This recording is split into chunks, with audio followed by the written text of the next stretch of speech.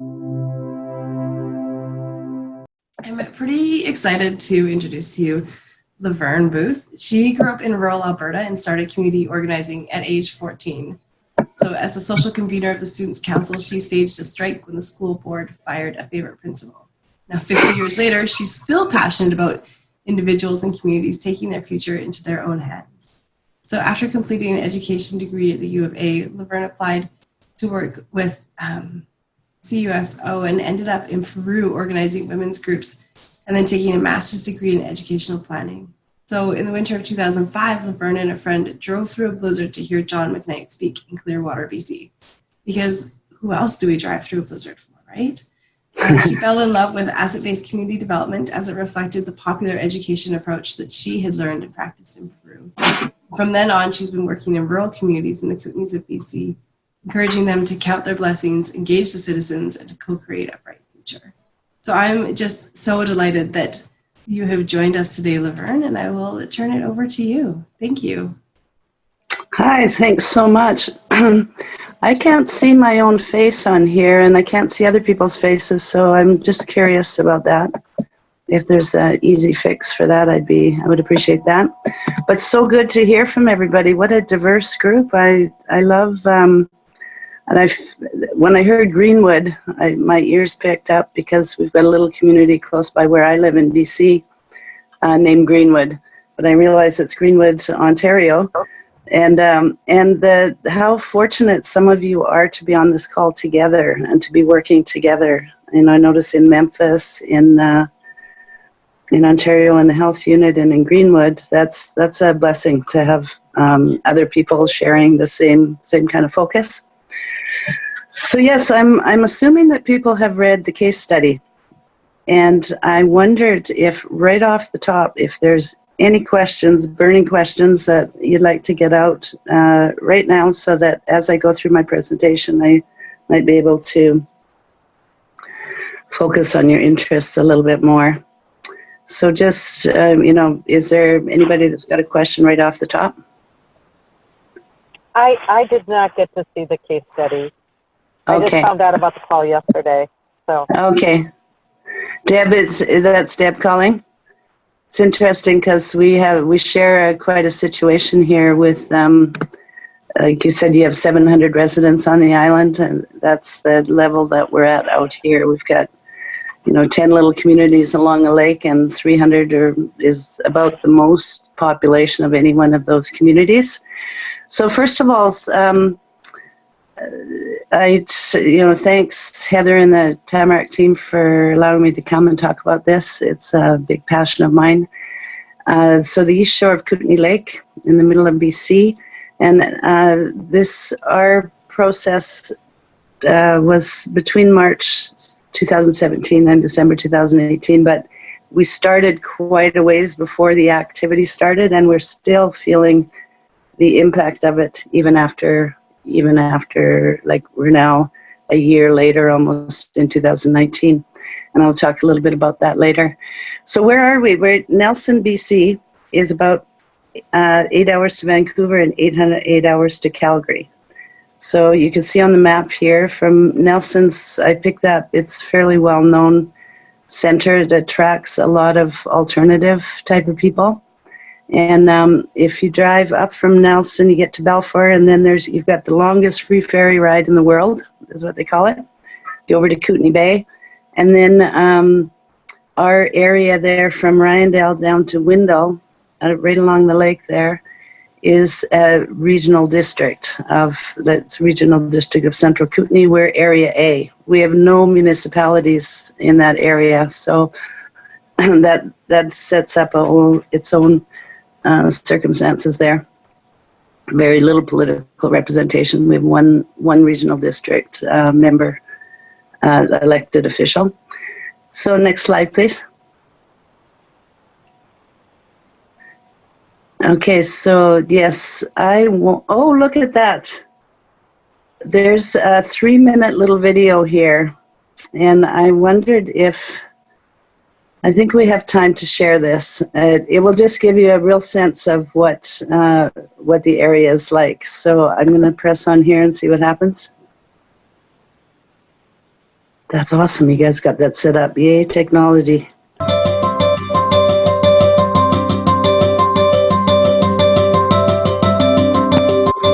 Show you some of our assets quite clearly.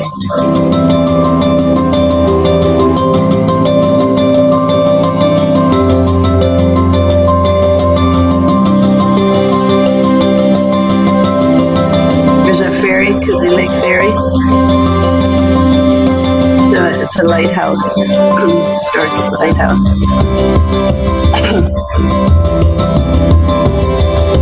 Growing grapes.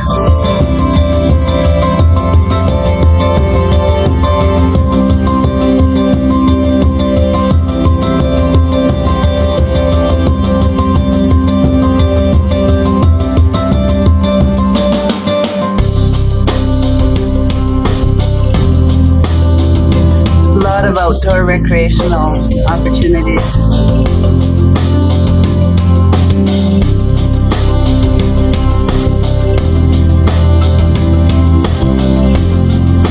Our artisans are organized in the Artisans of Crawford Bay. There's 7 working studios.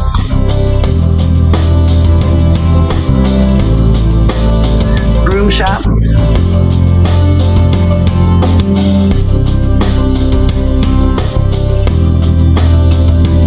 Kootenay Forge.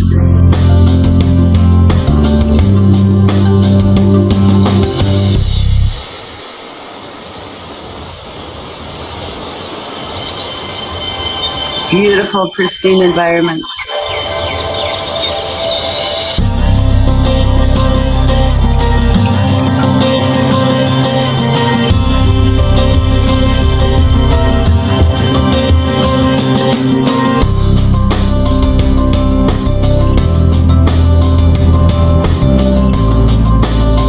Yasadora Ashram.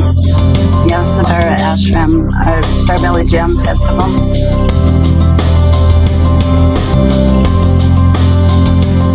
Beautiful golf course, Kootenay Springs.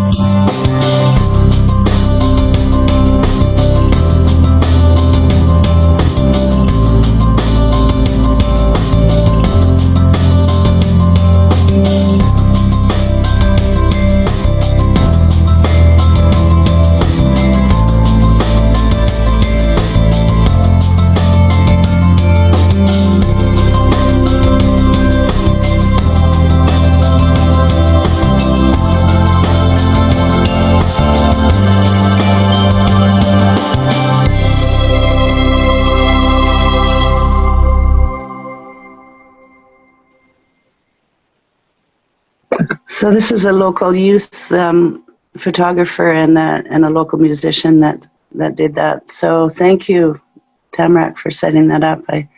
So this is looking up from Creston, which is in the south part of the valley.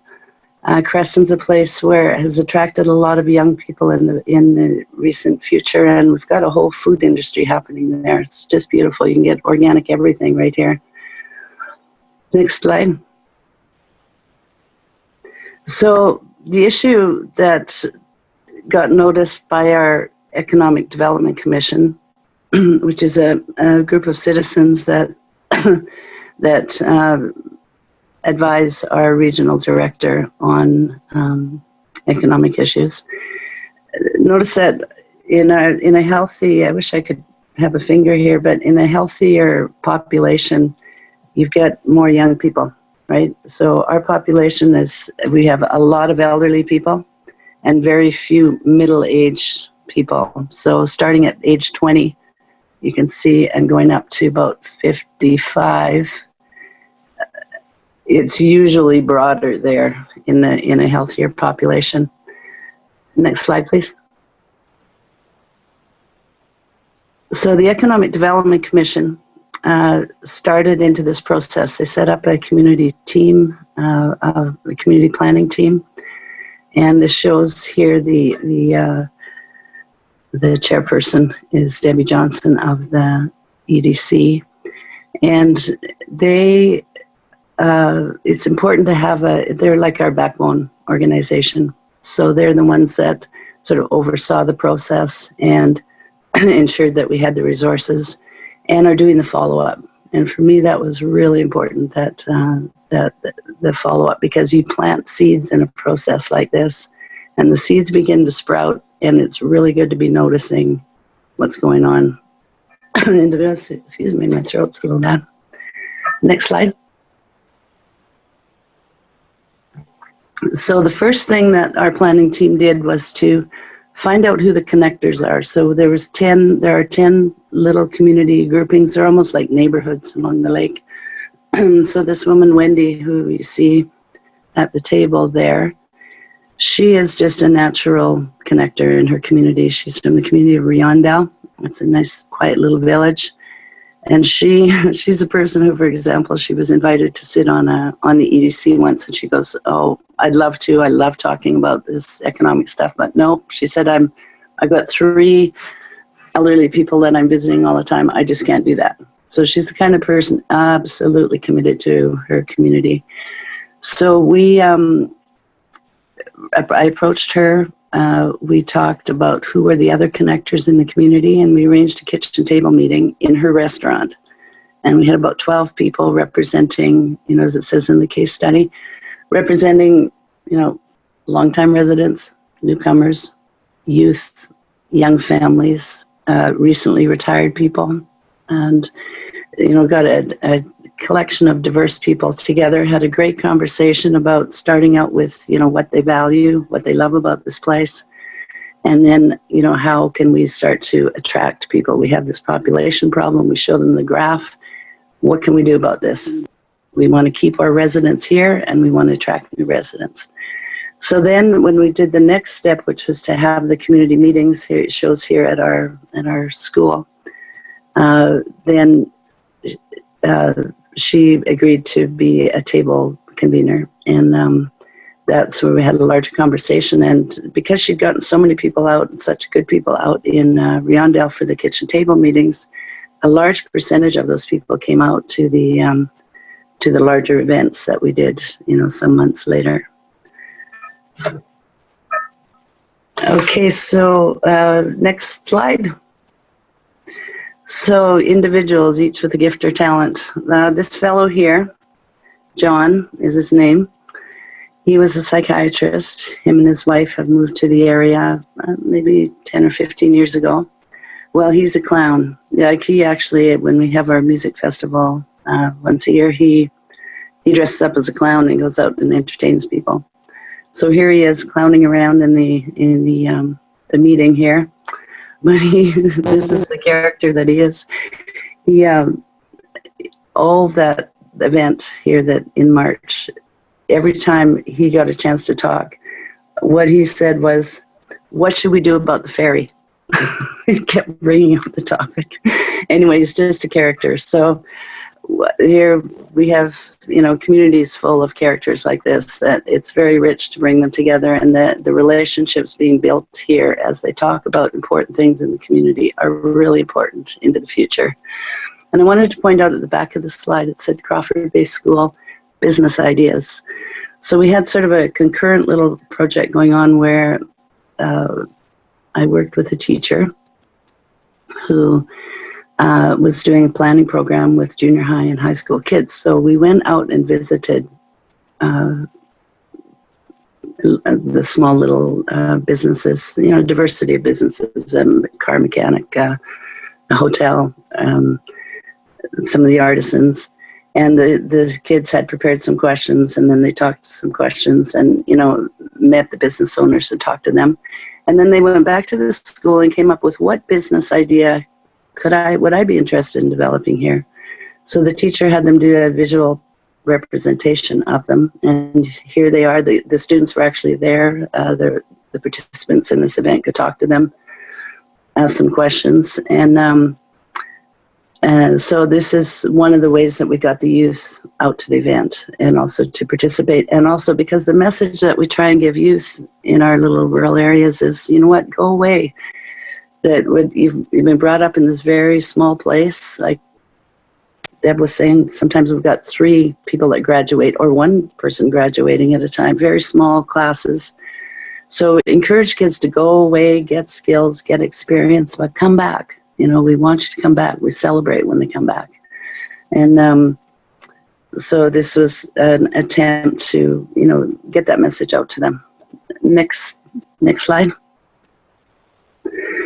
So we were fortunate in that we have a think tank, a research institute called Columbia Basin Rural Development Institute in the area. And they had put out a call actually for communities that wanted to do asset-based community rural development process to attract and retain residents. So we fit right in, and we this is the agreement that we made with them, that this is the general process that we would use. And the way we incorporated this institution is that one of their staff people sat on our local planning team. So that was a great way to get what they know about, resources and capacity building right into our community, so that the planning team was learning from them, they were learning from us. It worked well that way. And as you see this cycle, this circle, what I find is that we went around the circle a few times.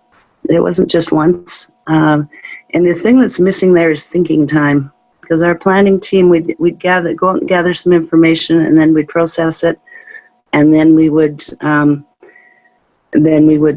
mobilize the assets, the people, the organizations that we'd found, and then we would bring them together and take a step towards an inclusive vision and plan. And then do we need external resources? And then we'd go out and talk and find the people the organizations that could provide the funding, or the resource people, or what it is that we needed. So this was the general process here. We could somebody check in? Could you tell me where we are time-wise? Can you hear me? You're perfect for time. Okay, so I've got some time left. Yeah.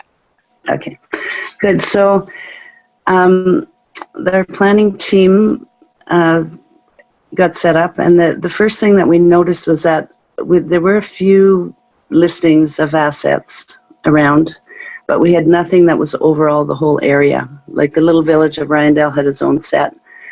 Some of the other, like the Chamber of Commerce had a set of small business listings.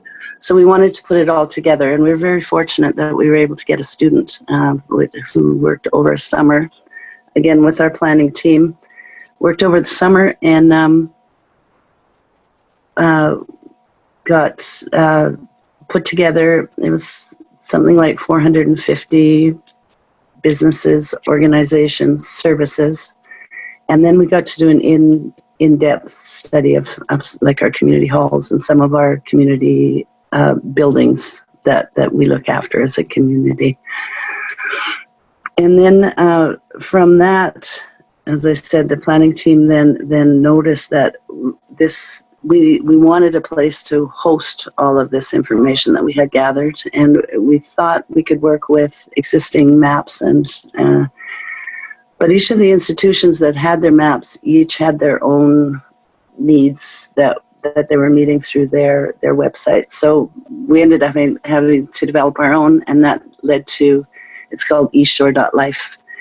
And then every time we met as a community after that, we would bring where we were with that website and show them how it was developing and get their input, continually seeking input, hoping and helping them to see that this is meant to be their website. It's meant to be used by the community. And it was the first step, really, that we had the whole area mapped out, if you will. And then the next round of mapping those capacity and assets were the kitchen table meetings, where we went out, we asked people, what do you appreciate? What do you really value? And it's through those kitchen table meetings, building relationships, building trust, and then mobilizing the assets, so that by the time we got together after those kitchen table meetings and we did the events, we had people that were from each of those communities who were very engaged and very enthusiastic about projects that they were working on. So they stood up and told us about them. And I don't know if you watched the little movie that's associated with the case study. It's got those people talking, and how it spread like that. The whole day was so encouraging. People were like, "Oh my gosh, I didn't know that was going on. Oh, look at that! Look what they're doing." And hearing and figuring out, who I want to talk to, because that's so exciting what they're doing over there, and building relationships and mobilizing people to meet, to go out, to to take the next steps in their own projects that they're doing in their community. The two events that we got people, we had to do one in the north and one in the South Valley, because it's like 80 kilometers from one end to the other, and there's not always a lot of movement between them. And to get people out really to the events, we did an event in the north, an event in the south. And we did not, an inclusive vision and plan, we did not arrive at that. I do feel that each of the communities has their own vision and plan, and they moved ahead with that and were able to express it. And then the Economic Development Commission then are responsible for taking all of this and moving it into an inclusive vision and plan. And in order to attract young people and to attract people, yes, we need really good internet service. We need affordable housing. So those became now the priorities for a larger economic development process. And leveraging external resources, we were able to tune into a larger regional process that was going on called the Economic Action Partnership with Creston and the whole area. And so some of those funds went into helping us do the kitchen table meetings, for example, and then we reported back to them. And it took what we were collecting back to a larger group there. And then we got some help from a tourism project to put out the little welcome booklet. We figured out that we wanted a way to invite people right off the bat into what's going on in the communities and how they can get involved. So those little welcome maps, for example, the people that sell real estate, they've got a bunch of them. So if people are interested in living here, they're giving them the map, which is encouraging them to come and get involved. And it shows, these are our emergency services, our health services. It lays out what we have so that it's clear to people that we this is what we have, and this is what we're inviting you into to get involved. And so as I say, it kind of moves around. It's not as linear as it looks. We come back in and pick up different pieces as we go.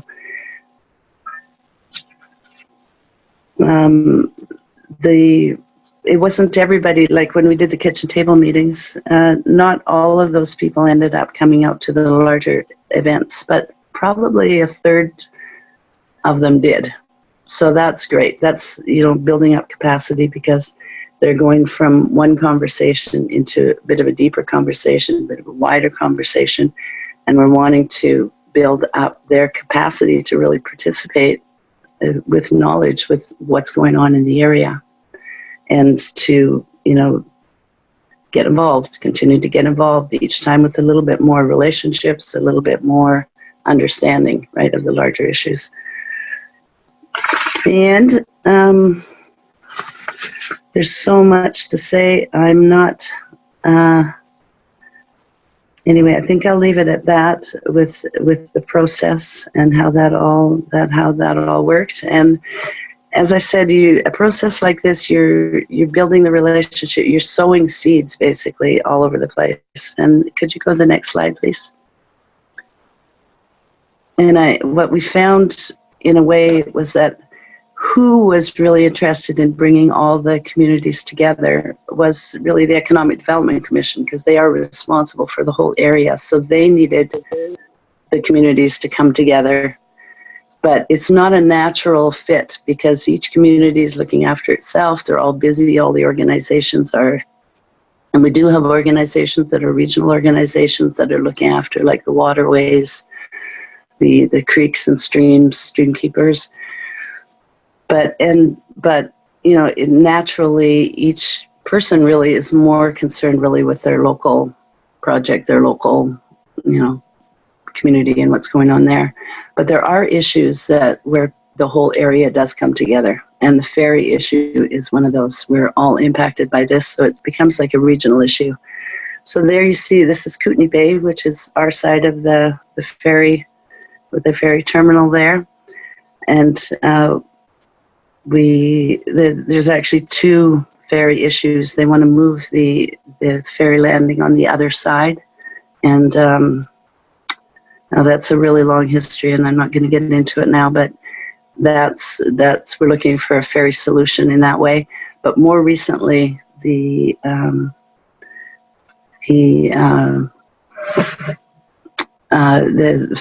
ferry workers are on job action right now and threatening a strike. And it's because, you know, the Liberal government some years past sold the ferries basically to private ownership, and now those private owners are not doing the job, you know, the training that they need. They're not keeping up with you know, the wage increases, things like that. The workers are not happy. So I feel that the way that our community has responded has been impacted in a way by this process that we've been through. Could I have the next slide, please? For example, they've been organizing unity sailings. So unity sailings is where we're inviting people from the communities on each side of the ferry to come together, take the ferry together, one side to the other, talk to each other, get to know each other, really build up unity in the whole, making sure that our provincial government knows, you know, that we're very concerned about this and we're demanding that some action be taken. And also to you know, they get together and we sing. They're singing songs. And these two, this one fellow, it says Muggles Need to Cross too. Well, he owns the broom shop, and they've got a Harry Potter theme going. And in fact, they provide brooms to Harry Potter events. They've got a great business. So this is how he was protesting, or, you know, demanding action. And the other woman here is the head of Yasodhara Ashram. And it started a very small little ashram, but it's a going concern now. There's, you know, they have hundreds of people coming through taking yoga classes. So there she is out. They've added some color into the Our Ferry Matters. By the way, if you want to go onto ourferrymatters.ca, you can see what's going on in our efforts to get the ferry situation looked after. So when we have relationships, when we're free to be ourselves, then creativity comes out of people, and we tend to get what we want, you know, when we feel strong and within ourselves and able to organize together, to work together. So that's about what I have there for the presentation. And I'm happy to answer any questions. I'm sorry, I realized as I was going along, my voice was going into this. It's too bad I can't see people's face, because then you tend to talk to people. But I'm sorry if I went into a bit of a monotone there. So it's Heather here. I jumped onto the call, and I was lucky to jump on the call just as you started. So thank you so much. I took some notes down, and some of the things that you talked about was the importance of a backbone for resources, but also for that follow-up. And I completely agree with that. Because once you do plant the seeds, you do need somebody to to nurture it and cultivate it and to, you know, support it as it's growing. And then the other piece that I liked what you said was, you know, in the work that you did, you really did do it locally in the individual communities, but you also reviewed it with a regional lens. So what locally can we do and what locally can we support, but then what can that support roll into at a regional level, which then helps the backbone who does the regional and some of those other organizations who are regional. some other key things were the connectors, and I think we're going to do in the future, in the new year, some work on connectors and mobilizers, and who are they? What kind of what kind of skills and qualities does a person have to be really great at this? But that's really important too, because you hosted. I'm just going to go to the case study. 8 kitchen tables, focus groups, 53 people in 10 communities represented. And so that's really important. Those connectors, to be able to reach 53 people is huge, and knowing who they are. And then you also did the asset mapping and how key that is for you. Like that video, I want to move there. And so, doing that asset mapping and really looking at the beauty and the greatness. Cormac Russell says starts with what is strong, not what is wrong. And through the case study and working with you on this, I really see that that's the foundation of what you started with, was what is strong in our community, and then how do we go from there. And lastly, the relationships. You talk about that. You've made relationships with all of those people you talked about, and I could hear it in your voice, the smile when you do talk about them, and the importance of the relationships and the trust in the process. And that came out loud and clear when we were putting the case study together. So that's sort of just my summary. In the chat box, I did put some links in there to some of the stuff that you were talking about, the case study, to your East Shore Life website, so people can go there. But we will take this opportunity for questions. So this is Amy. I'm curious when you did the regional asset mapping and you built the website, how that's, has that been effective, how that's been used, what lessons were learned? We tried putting assets on a GIS map here for some of our Memphis neighborhoods, and practitioners, community developers, planners loved it, but actual neighbors really didn't have much use for it. So I was just curious what your experience has been. Yeah, it's a struggle to get people to use it. That's why right from the start we were trying to get people to bring in their ideas and their, like we'd show it to them whenever we could, when it was in development. And then we just keep extending it.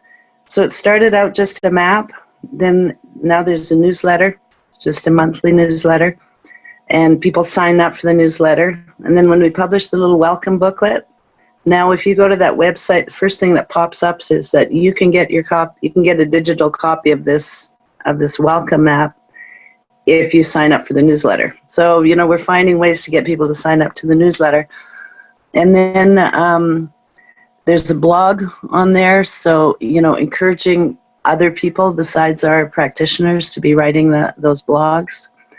And then I personally want to take it one step further, and I want people to sign up on, encourage people to go up to them and say, what's your hidden talents and your secret desires to learn. So, some kind of play on words like that, where it's very simple forms where people can sign up and they can put in what they know and what they'd like to share and what they want to learn and how they want to learn it. Just a simple way to do that. And then they'll become members then. Like they'll start getting the information in the newsletters, but also make that like a skill exchange. Like get it so that it's an actual skill exchange. So if I one day to wake up and I decide, you know what, I want to learn how to do pottery. I want to learn something about clay. I can somehow go to this little resource and there'll be people there that I can start to find out more from, where, people that are practicing with clay or other people that are interested. So I can phone them up and say, you know what, I'm interested too. Let's do something together. Things like that. Yeah, websites are tricky, and you put a lot of energy into it, and they don't always pay off. People need to use them, and the people that put them up have to keep them up. That's why right off the bat with the Economic Development Commission, we insisted that they are going to maintain that website. because we've had websites and asset listings in the past, but nobody's to maintain it on an ongoing way. You need paid staff. That's not a volunteer job in the long term. Yeah. So yeah, we got the EDC to commit to that. Yay. Thank you. I'd like to build on what you were just saying, because this is Deb. Because I've worked with a number of different organizations around the U.S. You know, and that have been thinking about how do they engage people and how do they asset map. And like one of the organizations I worked with used the GIS stuff, and it just didn't get anywhere. It just really didn't get anywhere. And I think it was a combination of things. I think for one thing, frankly, it seemed kind of cold when you look at it. You know, it didn't, I mean, it was like, you just look at this and you go, okay, I don't quite get what the point of this is and what am I supposed to do with it? But the other thing was, I think it just sort of came out of the blue, and it was organizational driven rather than community driven. So one of the things I like to look for is, where are people already connecting with each other? So like when I lived in the city, we used Nextdoor for our neighborhood stuff, and people really used that a lot. And then, but when I moved to the island where I live, nobody wants to use Nextdoor. They all use, it's pretty funny, we have the Island Rummage Sale Facebook group. And it's supposed to be for people who want to sell stuff. And so like I bought a table and chairs, and I sold my daughter's old shoes, and I mean, all kinds of stuff like that. But people put stuff on there too, like, I would like, is anybody going down to Green Bay? I need a ride sometime next week.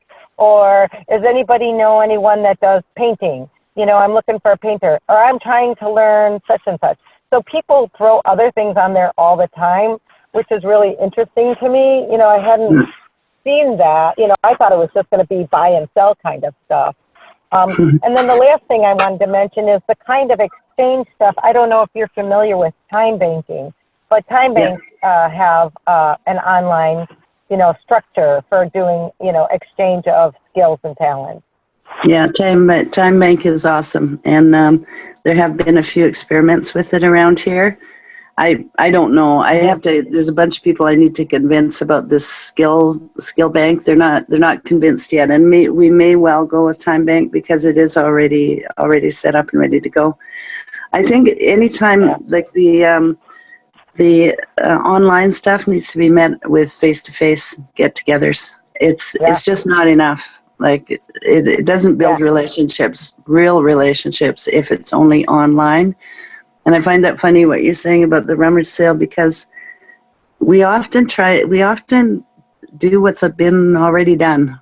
And really an asset map, it's not always about the mapping. It could well be that a community already has, very well developed lists of, different kinds of listings and directories. And that's the first question. What are people using? How are they using? It depends so much on, the size of your community. What is the community? Like there's different ways of doing that. The little bulletin board is something else I'd like to see us add to the eastshore.life, because I'm going to town. Does anyone need a ride? Trying to get rid of this chair. It can be really simple, but very useful, very practical. Good, thank you, Deb. I guess I was just struck by the presentation in terms of just the scale, a big scale, but then it gets broken down by convening folk into these small kitchen table conversations, and then and then response to the other comment that if in the busyness of life, then is there some thinking about crafting an ABCD experience where it's of quality, so that it's enhancing folk when what they're doing and adding value in such a way that it's compelling, right? And it maybe creates a shift of some sort, or because the ABCD work, it seems, will set the tone or the platform for making connections, those things, right? So it becomes an enhancement piece And so so the way we're experiencing it, yeah, is just we're using it with the platform of the church in relationship to its community, but we also see it as something that can be competing for with other things and kind of an interventionist thing. But if it gets into just that experience of a quality piece, all of a sudden it's, like, whoa, okay, let me think about this, and how does it draw me in? So. Mm-hmm. Mm-hmm. And I liked how you were talking about the scaling, except I like to reverse your scaling from, it actually starts with the conversations, the local, and scales up. Oh yeah. Yeah. I guess I was saying it because I saw the map first, and then Yeah. talk about those. So yeah, but Yeah. also I kind of work. Yeah. I'm at a macro kind of level, and so that's the other part. That's the deal. But I understand fully what you're saying. Yeah. Yeah. Thank you. Yeah. Did throw that there. So we had I realize we're over time, and I apologize. I think that we don't have enough, and I plan so much, and then we don't really get to what we to get into the deep conversations. But what we're going to do is just summarize our notes. You'll get a post email with some of the links that we talked about and the resources that were talked about. And I think there is quite a few people who said they couldn't attend and they're interested in this rural area. So I think we might continue this conversation. The next section, I might do a part 2, so that we can, talk about rural ABCD. Those of you on the call, if you're doing rural ABCD, I'd love for you to come on and tell us what you're doing. And sharing or sending me your questions, so that let's do a part 2. The next one is going to be on rural ABCD. We're going to continue this conversation. I'd like to hear from those of you who are doing this. This is your opportunity to talk with your peers. There was 25 of us on the call, and we could break out into breakout groups and hash out some of the challenges or lessons learned. Whatever it is that you want to do, this container, this bucket that we're creating today is yours to learn, share. And I'm not the expert. All of you are. And so I'd like to continue this conversation. So 5 minutes over. I apologize. Wherever you are, enjoy your morning coffee to your almost getting ready for dinner. And we will talk to you in December. Will be our next meeting. So we'll talk to you then. Thank you so much, Laverne, for coming on and sharing your story and working with me and putting up with me with all the additions of the case study. But I think it's a great one. So thank you. No problem. My pleasure. I'd like to participate in the next call for sure. I was going to ask you that. So we'll pull. Yeah, I will do it absolutely. Next time. All right. I got Okay. this asked to me by Amy, but because I just logged in, do you have my email address, or do I need to send that to you? Amy, if you're registered, like if you signed on, you can then pass it on to whoever. This is an open. You can share. Oh, okay. Yeah. As you send the next one. Okay. Or Great. you can sign up to be part of this community of practice. I'll put that in there. You can sign up and be on your own member. Okay. Got it. Okay. All right. Thanks, everybody. Have a great day. Thank you very much. Thank you. Okay. Bye. Bye-bye.